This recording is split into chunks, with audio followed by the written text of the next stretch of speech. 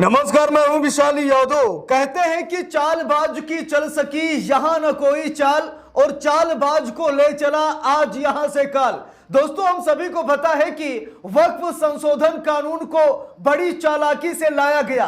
वक्फ संशोधन कानून को दोनों सदनों से बड़े चालाकी के साथ पास कराया गया, लेकिन दोस्तों अब ऐसा लग रहा है कि यह कानून धड़ाम से गिर जाएगा। मुस्लिम संगठनों के एक ऐलान से यह मोदी सरकार थर थर कांपने लगी है। और दोस्तों, कहा यह जा रहा है कि भाजपा के कई सांसद और कई विधायक मुस्लिम संगठनों के साथ जुड़ गए हैं और इस कानून का विरोध करने लगे हैं। दोस्तों, ये खबर सामने आने के बाद देश में तहलका मच गया है। मुसलमानों में खुशी की लहर देखी जा रही है, क्योंकि भले ही मोदी सरकार जैसे तैसे इस कानून को पास करा ले, लेकिन यह कानून इतनी जल्दी लागू नहीं हो पाएगा।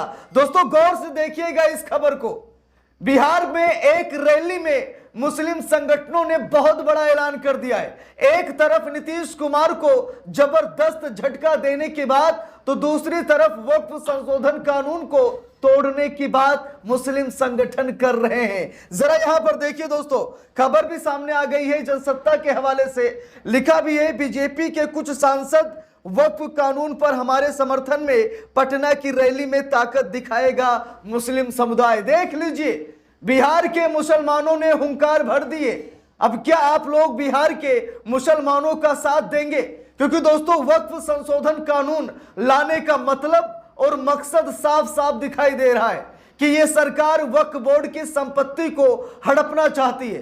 दोस्तों, हम सभी को बताया कि भारतीय रेल और भारतीय सेना को छोड़ दिया जाए तो वक्फ बोर्ड की संपत्ति देश में नंबर 1 के स्थान पर है। यानी कि वक्फ बोर्ड के पास बहुत सारी संपत्तियां हैं और अब इन्हीं संपत्तियों को सरकारी संपत्तियों में तब्दील करने की कोशिश यह सरकार कर रही है। दोस्तों, वक्फ संशोधन कानून पर सुप्रीम कोर्ट ने अपना अंतरिम फैसला अभी भी सुरक्षित रखा है। अब देश की यह मांग है कि सुप्रीम कोर्ट ने वक्फ संशोधन कानून पर क्या फैसला लिया है, अब सुप्रीम कोर्ट को सार्वजनिक कर देना चाहिए, क्योंकि सरकार अब कहीं न कहीं अतिक्रमण करने लगी है। कहीं सीबीआई की जांच कराई जा रही है तो कहीं पर सरकारें बुलडोजर चला रही हैं। तो इसीलिए सुप्रीम कोर्ट का जो अंतरिम आदेश है उसे जितनी जल्दी हो सके उसे पब्लिश कर देना चाहिए। अब दोस्तों, यहां पर देखिए, बिहार में चुनाव है और यह चुनाव इस बार नीतीश कुमार को बर्बाद करने वाला चुनाव है।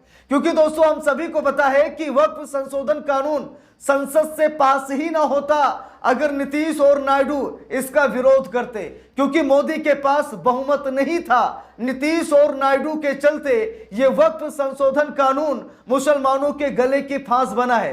तो नीतीश कुमार अगर यह चालाकी करें कि मुसलमानों को गले लगा करके उनके पीठ में छुरा घोंप करके हम उनसे वोट ले लेंगे, तो शायद ये नीतीश कुमार की सबसे बड़ी भूल है। अब दोस्तों, यहां पर देखिए, खबर है, लिखा है कि बीजेपी के कुछ सांसद वक्फ कानून पर हमारे समर्थन में पटना की रैली में ताकत दिखाएगा मुस्लिम समुदाय। तो मुस्लिम संगठनों ने इस बात का ऐलान कर दिया है कि भाजपा के कई विधायक और कई सांसद वक्फ संशोधन कानून के खिलाफ हैं और वो हमारे साथ हैं।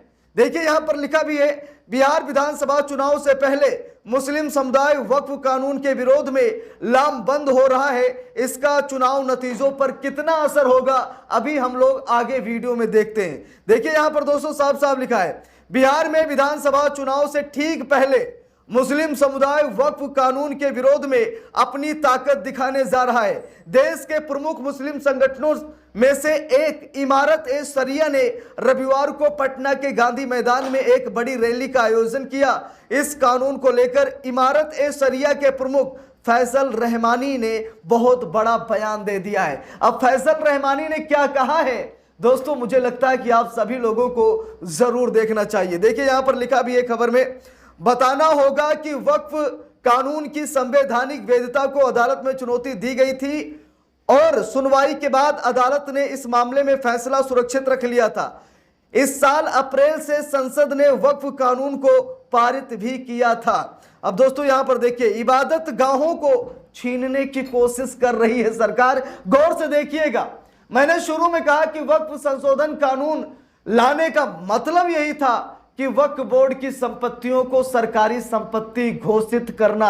अब दोस्तों देख लीजिए मुस्लिम संगठनों ने क्या कहा कि इबादत गाहों को, कब्रिस्तानों को, मदरसों को, यानी कि वक्फ बोर्ड की जितनी भी संपत्तियां हैं ये सारी संपत्ति छीनने की कोशिश कर रहे हैं। देखिए लिखा है द इंडियन एक्सप्रेस से बातचीत में रहमानी ने कहा, हम शुरू से ही वक्फ कानून का विरोध कर रहे हैं, हम लोगों के बीच जागरूकता पैदा कर रहे हैं। ये हमारी इबादत गाहों और हमारी विरासत को छीनने की कोशिश है और ये कानून भाईचारे को कमजोर भी करता है।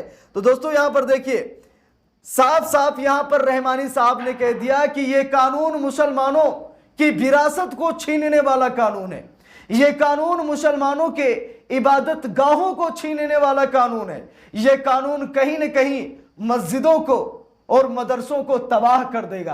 क्योंकि दोस्तों हम सभी को पता है कि धारा 40 को भी खत्म कर दिया गया है, वक्फ बाय यूजर को भी खत्म कर दिया है, यह सरकार दान की चीज का कागज तक मांग रही है। दोस्तों अल्पसंख्यक मामलों के मंत्री किरण रिजिजू ने साफ साफ कहा कि मैं आपसे 100 साल पुराना कागज नहीं मांगूंगा, लेकिन 5 साल पुराना कागज तो दिखाना ही पड़ेगा। अब गौर से सुनिएगा, कागज तो दिखाना पड़ेगा। अगर आपने संपत्ति अल्लाह को दान की है तो दान की गई संपत्ति का भी कागज यह सरकार देखना चाहेगी, और अगर आप कागज नहीं दिखाएंगे तो हो सकता है कि आप पर कार्रवाई की जाए, हो सकता है कि आपको उठाकर जेल में डाल दिया जाए, हो सकता है आप पे बहुत बड़ा एक्शन ले लिया जाए, आपकी संपत्ति छीन ली जाए, आपकी संपत्ति पर बुलडोजर चला दिया जाए। अगर आप कागज नहीं दिखाएंगे तो आपके साथ कुछ भी हो सकता है। तो सरकार तो कागज भी मांग रही है। धारा 40 को भी खत्म कर दिया गया है, यानी कि जिस धारा के तहत वक्फ बोर्ड संपत्तियों पर अपना दावा ठोकता था कि यह वक्फ बोर्ड की संपत्ति है, अब धारा 40 को भी खत्म कर दिया गया है। यानी कि नए कानून में कहीं न कहीं वक्फ बोर्ड की धज्जियां उड़ाकर रख दी गई हैं दोस्तों। और अब वक्त आ चुका है कि इन तमाम मुस्लिम संगठनों का साथ देने के लिए। और दोस्तों यह खबर जब से सामने निकल कर आई ना, देश में तहलका समझ गया है। जब से मुस्लिम संगठन ने यह ऐलान किया है कि भाजपा के कुछ सांसद और विधायक हमारे साथ हैं, और देख लीजिएगा इस कानून को फिर से संशोधन के लिए संसद में भेजा जाएगा। और अगर यह कानून दोबारा संसद में जाता है तो दोस्तों हम सभी को पता है कि यह कानून कभी पास ही नहीं हो सकता, क्योंकि इस बार नीतीश कुमार को बिहार में बहुत बड़ा झटका लगने जा रहा है। चंद्रबाबू नायडू को आंध्र प्रदेश में जमीयत उलेमाए हिंद लगातार जोर का झटका जोर से दे रही है।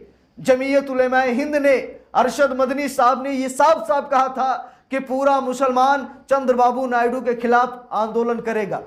तो दोस्तों इससे साफ पता लगता है कि वक्फ संशोधन कानून को जैसे तैसे पास तो करा लिया गया, हो सकता है सुप्रीम कोर्ट का फैसला भी सरकार के पक्ष में आ जाए, लेकिन यह इतनी आसानी से लागू नहीं हो पाएगा। इस पूरे मामले पर आप सभी लोगों की क्या राय है कमेंट करके जरूर बताइएगा। वीडियो को लाइक शेयर, अगर चैनल पर नए हैं सब्सक्राइब करके सपोर्ट कीजिएगा। मिलते हैं दूसरी वीडियो में, तब तक के लिए बहुत बहुत धन्यवाद।